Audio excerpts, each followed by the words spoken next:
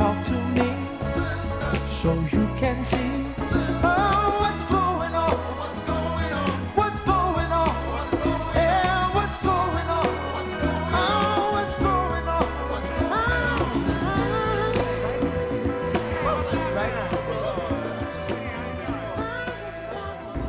Hello, I'm Lee Fuller, and welcome to What's Going On. What's Going On is an effort of Children's Futures to highlight the issues that have an impact on families and children in the Mercer County area. And today I'm very, very happy to have as our guest Terrence Stokes, who's the president of Trenton-Born. Good to have you and cheer. Any opportunity I have to talk about our programs, I'm definitely going to take advantage of them because I'm excited about where we are and where we've come from and really the direction that we're going in. I think it needs to be told.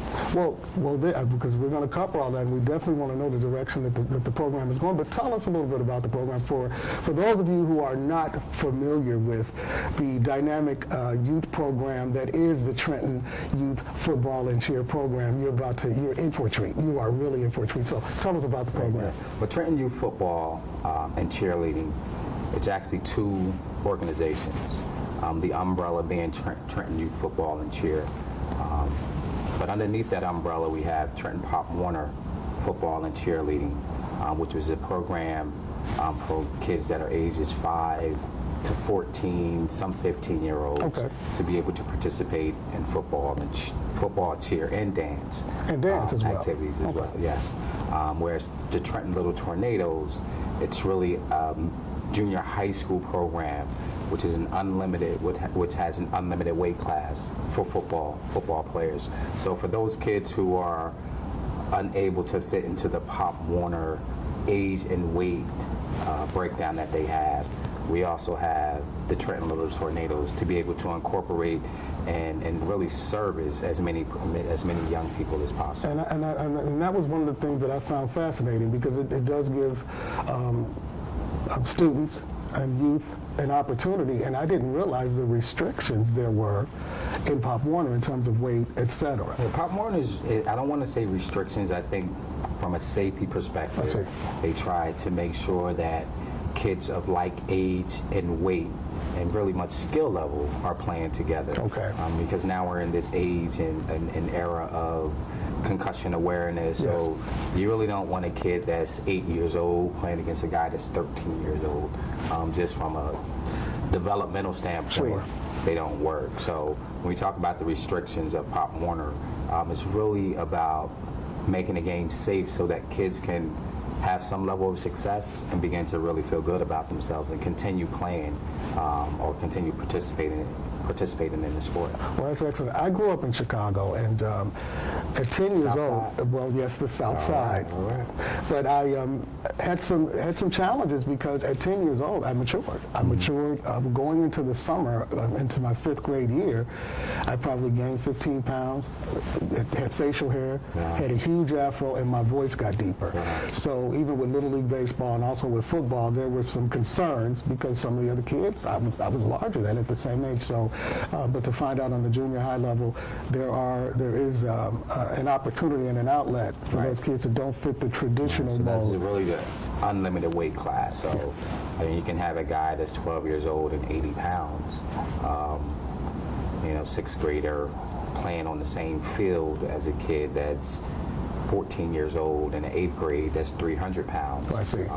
So that's really the unlimited spectrum that they have, which really prepares our kids for the high school level. Because when kids are freshmen in high school, that's what they're playing. That's what the field is made up of. Kids from here to here. So and they're all there together. It gives them that opportunity. Now, what got you involved? What was it that said to you? I know you're a former player, and I know you're a record holder. He's a record holder, folks. And while he was at Penn University, 272 yards in one game. That's a lot of yardage, and it was against Princeton, so I know that was extra gratifying. Did a little research, huh? Well, yeah, of course, I always do. Because when I met you, I thought for your size, I figured you may have been a receiver. But I was really surprised to find out you were a running back. So you're clearly skilled and you're passionate about the sport. But what made you get involved with youth football and cheerleading? Well, this is a community that's given a lot to me. And, I've been fortunate to have, experienced some level of success playing this sport. You know, having the opportunity to play for some good high school programs and a very good high school program, and then going on to play, you know, at a very good university where I was able to win championships. Yes. The sport has been good to me. You know, it's given me the opportunity to travel. It's given me the opportunity to meet some people that I may not have had an opportunity to meet had I not participated in the sport. And you know, I told somebody this a while ago, the most important thing that I've gotten out of participating in athletics is that it's given me a voice. I see. It's given me an opportunity to speak on behalf of those people who do not have a voice, an opportunity to try to make a change or spark a light, you know, in young people in this city that I love so much. So that was the reason why I got involved back in 2005. The conversation that I had with Troy Vincent from Love Thy Neighbor, who actually sponsors our program. This was something that he wanted to do to kind of immerse himself more into the Trenton community. Into the community, you know, being an NFL player, you know, you're giving money, but he really wanted to have a greater impact on more young people in the city. So Pop Warner was kind of born out of his ideal, and you know, he gave me an opportunity to run it. Okay. And it was a perfect fit. You know, a perfect fit. An NFL player with a guy who played a little football, who was here locally, and who had a passion for it. It's actually worked out well. Well, you know, and one of the things you said is you know, to spark a light and to be a voice, maybe for those who don't have. And I know you're not just a coach, you're also a mentor as well, and you actually try to help maximize the potential of these young people, because I know it extends beyond football. But tell us about some of the other things that you do with the youth, as using football basically as a foundation, so to speak, or maybe not, a better word would be a drawing card to kind of assemble them. What are some of the things you do Well, I mean, it's to definitely mentor? the drawing card, and we try to build the foundation, not only on the football side, but on the cheer side, cheer and dance side as well. You know, it's about providing a level of structure, a level of responsibility, and just allowing them to understand teamwork. Okay. You know, and building those principles and lessons so that they'll be able to transfer those into the classroom and then every other aspect of their lives. Which I was going to ask you about with the classroom. Are you in touch with the local schools, the local school district, and make the students accountable with what they do in the classroom? Well, every kid who registers for our program has to provide a report card. So in order to be eligible, you have to have at least a C average. Okay. I think that's a little low, but you know, Pop Warner says that you have to have at least a C average. And for those kids who do not have a C average, you know, there's still an opportunity for them to gain eligibility, providing that they're showing progress during that first semester of school. But some of the things that we do, we don't have any formalized program that we do because, you know, we're not really funded for that. Sure. So there's not a formalized program that we do, but all of our coaches and all of our volunteers, what they are charged with doing is developing relationships with the participants, becoming that mentor, making sure that the kids are doing what they're supposed to do in the classroom. As a Trenton Board of Education employee, I'm heavily involved in what the kids are doing in school. So I will pop up in the school at any point. Good. You know, so kids are familiar with me, and they understand that I don't care what they do on the football field. I don't care what they do in cheer competition. I don't care what they do in dance competition. I want to make sure that they're doing the right thing in the community and that they're doing the right things in school. Because at the end of the day, we've failed as an organization if we can win championships, but we can't make kids see the value in education and the value of school and the value of being productive citizens. So that is what I put the most amount of emphasis on. It's the educational part about it and the social aspect of it. The football and the cheer, it's great to win games at the youth level. I think winning games is all about the coaches. It's not necessarily about the kids. But it's great to win games. It helps the kids do feel good about themselves when they win ball certainly builds games. self-esteem. But I'm more proud as a president of an organization when a kid comes to me and say, "Coach, I made honor roll this marking period. Or coach, I was not late to school one time this marking period. That's when we know that we're making an impact and that we're doing our jobs. Because that's what I heard about practices, whether it be for cheer, football, dance. Accountability is emphasized, and the discipline aspect, and also they get to see yourself and the coaches actually putting in a different type of work. I mean, there are stories of you early mornings, painting lines, out in Cadwallader Park to create a football field for practice purposes, et cetera, et cetera. There are stories of you actually, getting your hands dirty and spending a lot of time doing it. And the students and the youth that participate in this, they see that, and I'm sure that helps them to build a work ethic. Is there time taken during practices to talk about life event and life challenges that some of these students may face? Well, I don't know if we necessarily take time out of practice to do that. That's incorporated into all of our practices, particularly at the levels that I coach. I mean, I don't know how I do it with a wife and 4 kids, but I also coach 2 levels within the organization. But within all of my practices, and I try to get the other coaches to incorporate this into their practices as well, is that we want to take, it sounds cliche, but we want to take teachable moments. I see. So when things arise in practice, we want to take the time to break it down and try to compare that to a situation outside of the football field. And I believe, maybe that's my arrogance, but I believe that we have, we've made some success with that. And we can really see some changed behaviors, in our children. I mean, there's a lot of work that we still need to do, but we are starting to see small changes and things that we can definitely build upon. Well, that's a lot more organic anyway. I mean, because to have a set time, that could be the set time. I know in real life, I know what it's like with adults. We're working with adults. If they know, okay, we're going to take a moment to talk about things, well, instinctively we shut down. Right. That's when we think, well, I'm on the defensive. But in the moment, it's fresh, it's happening, it's live, we can address it, and they see the relevance and can see the connection because they're actually in the moment. So certainly that makes a world of difference.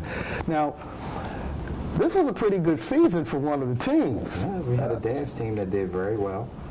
They won not only the league championship, they won the state of New Jersey, they won Eastern Region, which comprises teams from Delaware, Maryland, DC, Philly, Jersey, and New York. Okay. So they came in first place there, and they actually went down to represent the city of Trenton, their families, Central Jersey, Pop Warner, at the national championship, where they came in 3rd place out of, I think they had 9 or 10 teams that they were competing against. Okay. So they came in 3rd place, our first time down there. It's a great experience. Oh, that's an awesome experience because it's definitely more to build on, and that's an incredible first experience because they got to see and some areas that not about improvement, but they can look at areas and think this is how far we've come. This is how well we've done. I think it's always to make sure that our kids understand that they're able, that they can compete, that they are good enough. We deal a lot, we talk about the socioeconomic conditions of our city and just the mental state that a lot of our kids come with, and feeling inadequate and not feeling loved and not feeling that they're able to compete. But for them to have that opportunity and to see firsthand that, wow, I'm good enough. I'm not only good enough, I'm one of the best, right? That to me that's a wonderful, wonderful experience. That's something that's more than what I can tell them, although we tell them that on a daily basis. Sure. You're good enough, you're able to compete, you're loved. So don't allow your current situations, to become your long-term reality. But for that group of young ladies to be able to see and experience and live that, that's something that I believe is going to carry with them for the rest of their lives. Sure, because the time spent training, rehearsing, practicing, the sacrifice, and to see the fruits of their labor, sure. Oh yeah, and what it does for the adults in the community too, because clearly this is an urban environment. Mercer County is a very diverse county, but Trenton specifically is a lot like a lot of urban cities. One of the challenges that I always felt youth would feel in a city like Trenton, being from Chicago and living in Dallas and LA, they're local sports teams that have national exposure. Sometimes it's difficult to identify with pro athletes or professional athletes or professional dancers or cheerleaders when you don't necessarily have it in your urban environment. How are you able to give them icons, role models, et cetera, without having a pro team, so to speak? Yeah, it's a very interesting question, man. I don't know that we necessarily promote stars and professional athletes and movie stars as the role models. Okay. We definitely try to look within our own community to find people, organizations, for our young people to look up to, because there's an opportunity now to develop that relationship. You can see that person on a daily basis. Where's that star? You have to look at the TV on Sunday morning, or ESPN, to see them. And sometimes you might not see them in the best light. That's true. Very true. But in terms of our parents, we're not a sports town like a Dallas. We're not a sports town like a Chicago. But our parents are passionate about sports. And having the success that our high school has attained this year on the football level, and we always have pretty good basketball teams, but to have that football program, which is your marquee program in any school, sure, for the most part, to have them experience the level of success that they've had this year, definitely saw a sense of pride and a sense of wanting to be a part. Yes. Be a part of something as a result of that. And the thing we tried to instill in our parents is this is youth. This is youth sports. This is not professional sports. No one out here is getting paid. So what we demand of you is that you are involved, but you're real about the expectations of your child. That's we're not going to send your child to the pros. Real about the expectations. Your child's not going to go from Pop Warner to the #1 draft pick in the NFL. That's just not going to happen. That's not reality. But what we can do is provide the basis for which your child can now develop athletically, socially, and academically. But we want you involved, and we want you to understand the reality of where we are. We can get them, we can give them so much, and we're not going to push them to the point of exhaustion, but we're going to give them what they need to be successful. Now we need you to nurture that as a parent. You may not have the football IQ, you may not have the cheer or dance abilities, but what you can do is make sure that you are there and that you're giving your child the words of encouragement and the support that they need and to be making successful. Sure they're eating nutritious meals and getting enough rest. And, exactly. And being on time. Yeah, being on time. And not on Facebook and Twitter. So, sure, I had to throw that in. Hey, sorry, students, but it is what it is when it comes to that. Well, what are some things that either community or organizations can do to help? Because I'm sure, I know you mentioned Troy Vincent is one of the sponsors, but is there anything that the community can do to be more supportive? I think, a lot of times organizations come and they ask for money. Money is great. It's true. I never try to minimize that. Money is great. But I think what's most important is that community come out and they be involved. If that means coming out to Fowler Rocco Park on our Sundays when we have games out there, and supporting the kids, do that. If that means offering your services, if you have a tutoring service, or if you're really good in math, if you want to, offer those resources to the kids. Any type of talent that you have that'll be useful to our youth, just become involved. Become involved. It's about more than just money. Like I said, the money is great, so if you want to write a check, you can write a check. Now, if someone wanted to get involved, write a check, or get involved as a volunteer, where can they find you? But they can find me. I'm not on all social media outlets, but of course we have a presence on Facebook. We do have our website. I'm not opposed to giving out my personal information because I'm not afraid of anybody. I don't think anybody is going to come stalk me. So if you want, I can give out my personal supporters, information. but no stalkers. What's the website? The website is TrentonPopWarner.com. We do have a Facebook page, Trenton Pop Warner Football and Cheer. I respond to every email that I receive, so they can email me at Trenton-Born.com. My cell phone number is 609-851-7983. And I do answer my cell phone from time to time. If I don't, I get back to you. But that's pretty much the ways that you can contact me to become involved in our organization. Well, you're doing some great things, and you're certainly making a difference. What's on the horizon? What can we look for in the next year or coming years? Anything new that you're going to launch? Well, anything new? We're just completing our 8th season, so we're actually planning in the planning stages for our 10th season, which is huge. So while we do have another season to go, we're actually in the process of planning some big things for our 10th season. Just coming up, man, we're just looking to get more kids involved in our program. We're looking to impact more kids. We're looking to get more men, particularly black men, I can say that. We're looking to get more black men involved in our program as coaches, as mentors, and we're just looking for the community to continue to embrace what we're doing, because I think we have a good thing going here, and we definitely want to make sure that we continue to build upon the momentum that we've generated and build upon the brand that we've established over the past 8 seasons. Well, very good. And I really appreciate you coming in today and sharing so much with us. Yeah, I know. And we're going to have to get you back because there's so much going on. And certainly before the season begins and practices begin, again, we'll have to talk some more. But I really appreciate you stopping in today. Definitely. I appreciate the opportunity to come and speak with you and just to talk a little bit about our program. And I'm excited, man. Yeah, I'm excited for it. Great things coming. I hope you enjoyed this program as much as I did. This is Terrence Stokes, who is the president of Trenton Youth Football and Cheerleading, doing wonderful things in Mercer County and a lot of exciting things on horizon. Listen, it's been great. Thank you again. I'm Lee Fuller, and now you know what's going on. Talk to me so you can see.